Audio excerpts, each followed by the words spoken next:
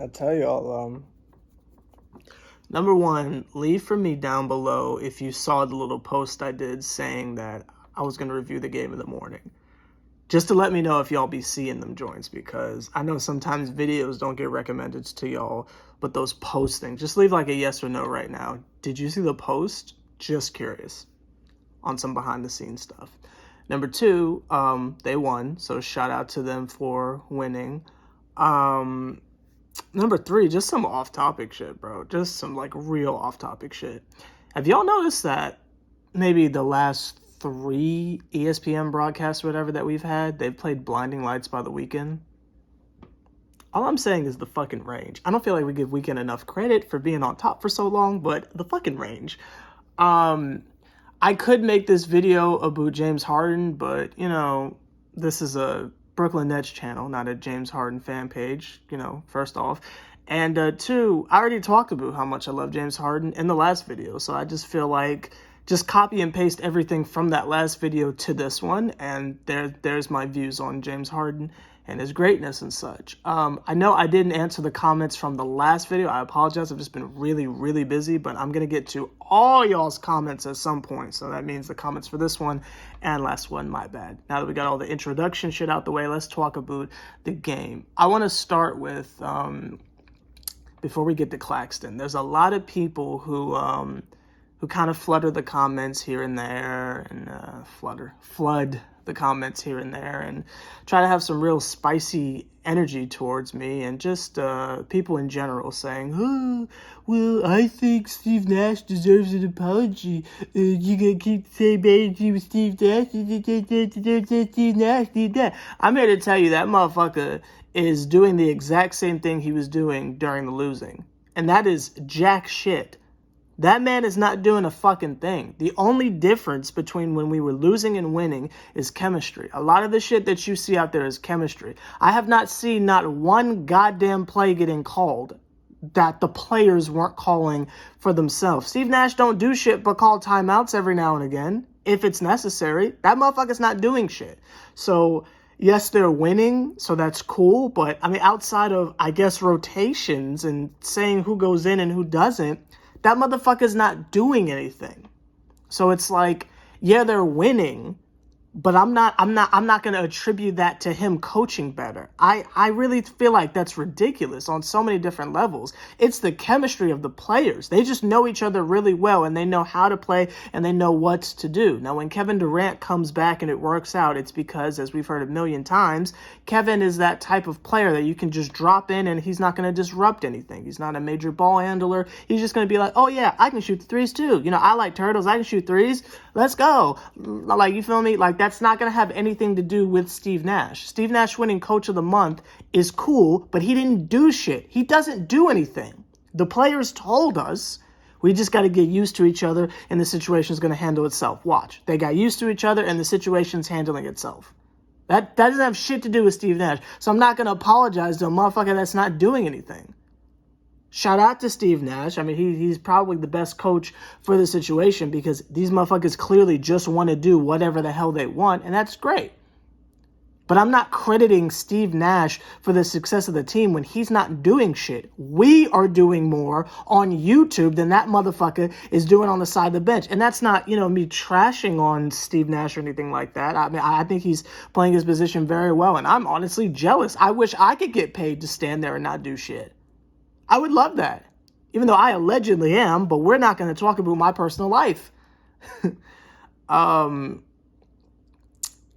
address what, you know, Jeff Van Gundy and them were saying about us not putting our foots on their necks and not trying to close the game out early and waiting until the end of the fourth quarter. While I agree that there are times where I feel like the Nets don't take their opponents serious, and it bothers me at times, as far as when they turn the gas on, I don't give a fuck. I just want them to win. You feel me? When they don't take their opponent seriously and we fuck around and lose a game, that's when I get upset. It's the result of the game, not the tone of the game, if that makes any sense. I don't give a fuck about the tone. It's the result. Now, them being buddy-buddy and, you know, chippy-chippy and shit like that, like that's That's one thing. But in the way that Jeff was harping on it was this idea that if they if they win by like 3 points or 1 point, that's not a dominant, it's not a good win or something like that. And I disagree with that. If you know me in real life, in anything, I mean, it could be playing a video game. Hell, it could be finding a good price on a hoodie or some shit. I always say a dub is a dub. If you know me personally, you've heard me say that a million times. A dub is a dub. It doesn't matter how much you win by. It doesn't matter if the motherfuckers are playing defense or not. A dub is a dub. As long as you win, that's all people are going to fucking care about at the end of the day. I put the fucking record of the team in the beginning of the videos in the title because that's all that fucking matters. It doesn't matter how much you won by. Them motherfuckers were going to win. There was no point in that game, even when they cut it down to a 7-point lead in the fourth quarter, where I was like, oh my God, are they going to lose? No, they're fine. It's the fucking Rockets. And no offense to the Rockets, but, you know, trash teams like that are in a certain tier. And when you've got James Harden and Kyrie Irving out there, you're just not going to, especially at this point in the season, they're not going to fucking lose. Now, if it's on the end of a 9-game win streak and the motherfuckers is just tired, then okay, sure. But come the fuck on. Before the All-Star break, they're going to win. I wasn't concerned about that. I wasn't fucking concerned about that at all. I'm not going to speak to the whole, oh, James Harden is back in Houston, because there's no one in the stands. I mean, it's like 4,000 people, cool, but it's not the same, so I don't really feel like that's worth having a conversation. If there's any Rocket fans who want to share their experiences down below, by all means, go ahead. I want to highlight again how great Joe Harris is as a leader and as a defender, putting them goddamn attempts up on defense, shooting goddamn 50% from 3. That's incredible. I'm not numbers guy, but James Harden with 8 turnovers makes me cringe, but he got a triple-double, so it's like, okay. Now it's time for the Claxton party. Y'all told me this guy was good. And I watched a couple clips here and there. And I was like, oh yeah, we don't got, Claxton back yet. You feel me? Maybe there's more to the story that I'm not seeing. This motherfucker offensively and defensively is something scary. This man can pass. This man hits free throws. This man has the softest touch around the rim I've ever seen in my life for someone that fucking tall. This man plays defense. This man blocks shots. This man's got the perimeter defense. This man's got the post defense. He doesn't jump at everything like Norvell Pell and other individuals who would foul out of fucking games. He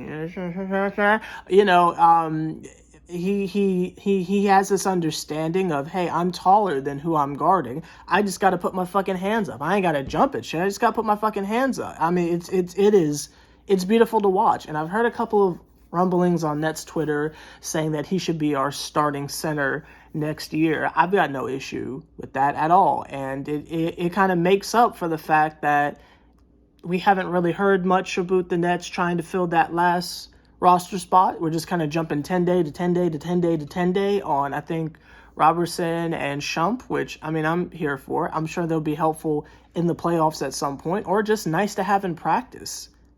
You know, motherfuckers ain't think of that. Maybe it's just nice to have people who can actually have a chance defending your best players in practice. Maybe they're good for that. You know, motherfuckers ain't talking about that. But that's not here nor there. Great game, dominant when in some parts. They closed it out when they needed to. I think having Kyrie and Harden out there is like a fucking cheat code. It's like, I'm going to be a total weeb here. It's like if you're piloting a Gundam, right? And let's say James Harden is the Gundam, right? You got this fucking like beam saber and you just slash, just fucking people up, right? Then when your enemy's like, okay, I'm getting fucked up, but I know if I can just figure out how to stop this fucking beam saber and getting sliced up, I'll be okay. Then the fucking arm, like the arm of the Gundam, like totally detaches, right? Hits the fucking ground, right? And a fucking Gatling gun comes out of the goddamn arm and just starts lighting your ass up. That's Kyrie. It's like, what the fuck? Like, at first it was a Gundam that had a big-ass sword. Now the motherfucker got a Gatling gun? Like, it's not fucking fair. It's just not fucking fair. And then you add KD coming back and shit. You know, now the shit can fucking fly. Like, you know what I mean? Now it's fucking an aerial assault. Like, you know what I mean? That shit is, it's not fucking fair, and I am loving every second of it, and I think it's hilarious to watch these teams with stars try their hardest to stop our team. And then if you do try to stop either of the Gundam analogies I just, named, you still got fucking Bruce Brown who's wide open and shit. Joe Harris be out there bored. There was a point where DeAndre Jordan had caught so many open lobs, mid-catch of the lob, he just flicks it back over to Joe Harris. You got Shamet who's playing better again. I don't know what the hell Tyler Johnson does, but he gets minutes, so he must be doing something. Like, it's laughable. And fucking Jeff Green and TLC weren't even out there. It's fucking laughable. Good luck to anybody trying to stop us, but, that's not here nor there. I'll think of something to post for the All-Star weekend thing or whatever, because it's going to be a minute before we play a game again. I think it's like a week from today or something like that. So I'll think of some more content to post, but we're definitely going to cover the All-Star game because I think Harden and Kai are going to play in it. But I'll drop some videos randomly. And eventually, them goddamn Sixers got to lose. Them motherfuckers got to lose eventually. And we going to be on their ass waiting. They going to lose eventually. But that's not here or there. I'll talk to y'all later. I think I'm going to go sleep. So, see y'all later. Hey!